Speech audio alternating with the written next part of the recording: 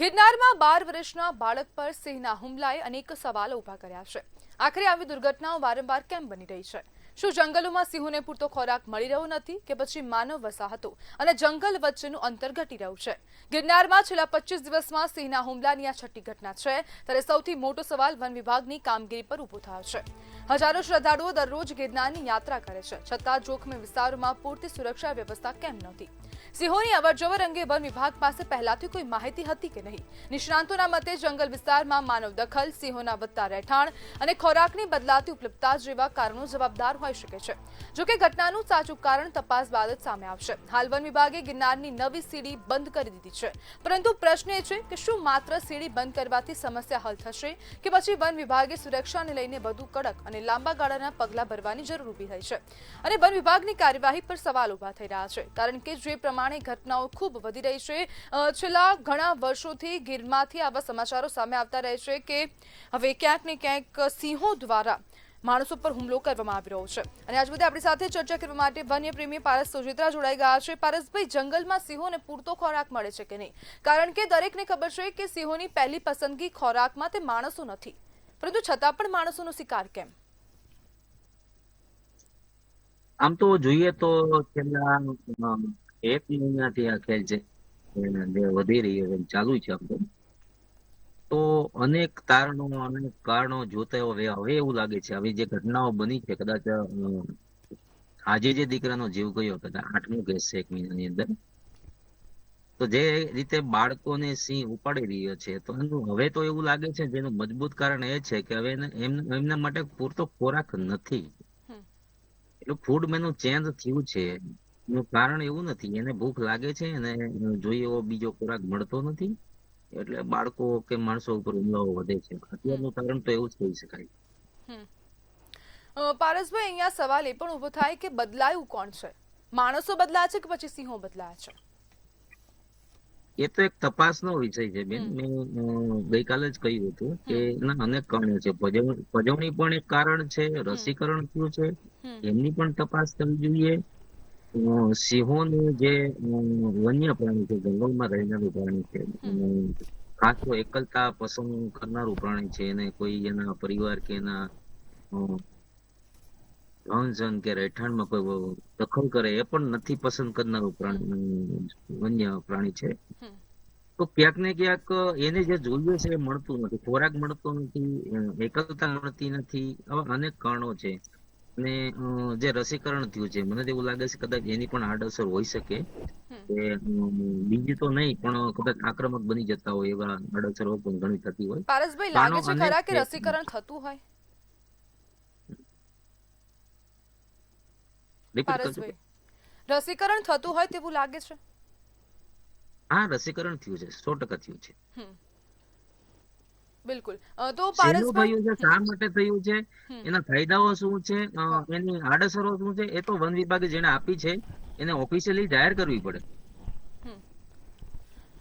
પારસભાઈ, અહીંયા એક 1965માં ગીરના સિંહો પર સંશોધન થયું હતું।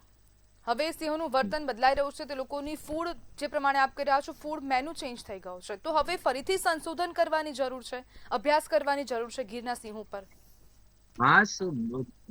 ખાસ એટલે તાત્કાલિકપણે એની જરૂર છે। વન મંત્રીને મેં ગઈ 16-17 તારીખમાં 11 માંગણીઓ સાથે એમાં એક માંગણીમાં એવું જ લખેલું છે વૈજ્ઞાનિક પદ્ધતિથી અને તાત્કાલિકપણે તપાસ થાય કે આનું ચેન્જિંગ શા માટે આવ્યું છે। પણ મને એવું લાગે છે કે રોજ દર 2 દિવસે વન્ય પ્રાણીના જો હુમલાઓ થઈ છે, તો વન વિભાગ અને સરકાર જો આના માટે સિરિયસલી હોય તો અત્યાર સુધી આ તપાસો થઈ જવી જોઈએ। પણ હું આજે એવું કહું છું કે સિંહની રખેવાળી હાલ ગધેડા કરતા હોય એવું મને લાગે છે।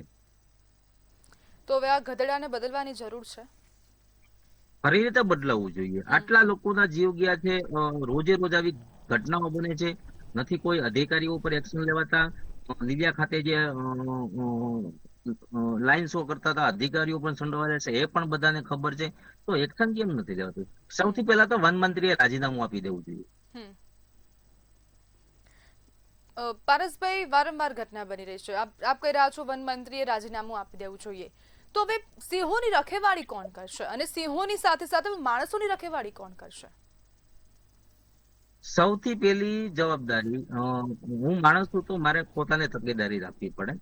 એની સિવાયની પોલીસ છે, વનકર્મીઓ છે, સરકાર આવડી મોટી સરકાર છે જે એના માટે સિંહો માટે આટલા પ્રયોગો કરે છે, લાઈન શો કરે છે, કરોડોની આવક પણ છે સિંહોની. હમ તો યોગ્ય રીતે સૌથી પહેલા તો 900 સિંહની જે સંખ્યા છે તો કર્મચારીઓની સંખ્યા પણ વધારો ને. હમ દરેક એરિયામાં કેટલા સિંહ દીપડા છે બધા ડેટા એમની પાસે છે.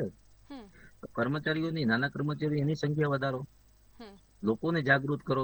મેં તો 1 મહિના પહેલા એવું કીધું છે વન વિભાગને કે જે ઇફેક્ટિવ જે ગામડાઓ છે એમાં જનજાગૃતિ મિટિંગો ચાલુ કરો, લોકોને સમજાવો કેવી રીતે રહેવું, આની વચ્ચે હમ કેવી સાવચેતી રાખવી. તો એ માટે વન વિભાગ પાસે પણ ટાઈમ નથી.